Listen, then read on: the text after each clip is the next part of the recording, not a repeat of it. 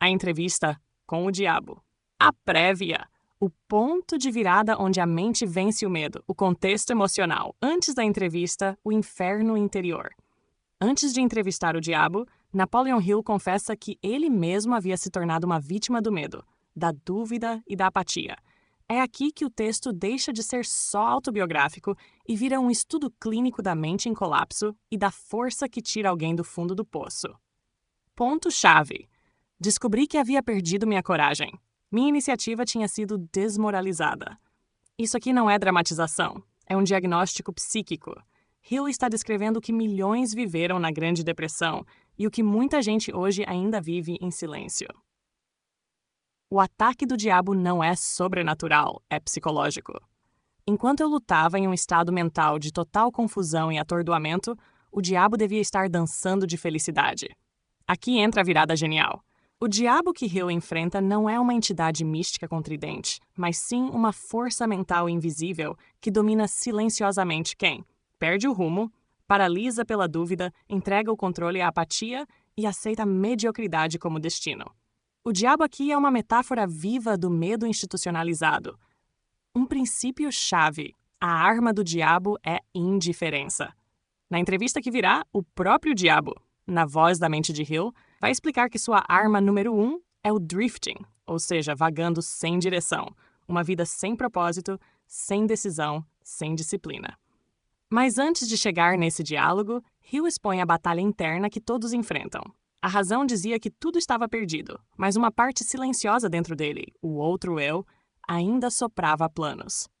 Esse outro eu começa a emergir exatamente no ponto de esgotamento emocional.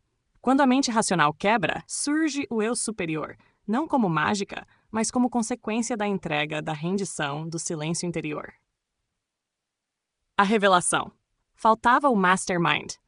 Napoleon Hill admite, mesmo sabendo da força do mastermind, um dos princípios mais poderosos da sua filosofia, ele não havia praticado isso em sua própria vida no momento da crise.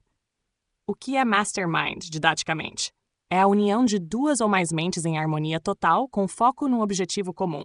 Não é só parceria, é uma fusão de intenções e ideias que gera uma nova consciência coletiva, mais criativa, mais intuitiva, mais realizadora. Eu estava agindo como um lobo solitário. A mente que perde a esperança entra em trânsito para o diabo.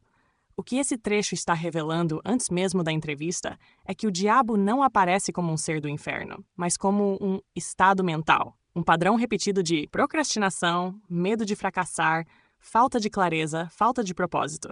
E o que a maioria das pessoas não entende é que isso não se resolve com mais esforço, resolve-se com reestruturação da mente.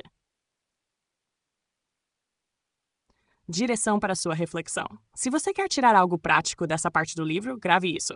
Ferramentas práticas. 1. Nomeie seu outro eu. Dê forma à sua intuição. Crie uma personificação mental da sua parte mais sábia e corajosa. 2. Reconheça o estado do diabo em você. Quando estiver paralisado, sem vontade, com pensamentos repetitivos de fracasso, chame isso de drifting. Reconhecer já é 50% da solução. 3. Não lute sozinho. Crie o seu mastermind real, uma comunidade de crescimento, um mentor, um grupo de estudo ou execução. Frase-chave dessa parte. Toda adversidade traz consigo a semente de uma vantagem equivalente. Mas você só encontra a semente se cavar com a mente certa. O outro eu é o jardineiro. O diabo é o solo estéril que tenta convencê-lo de que nada vai na entrevista. Pronto para a entrevista? Agora que você entendeu o que o autor viveu emocionalmente e mentalmente, você vai entrar na entrevista com o diabo com outra cabeça. Vai perceber que cada resposta do diabo é, na verdade, um raio-x dos padrões mentais que escravizam as pessoas hoje. Você acaba de desbloquear mais um nível do conhecimento com o apoio da inteligência artificial. Curte o vídeo, se inscreve no canal e compartilha, porque aqui a gente hackeia o aprendizado e transforma a informação em poder.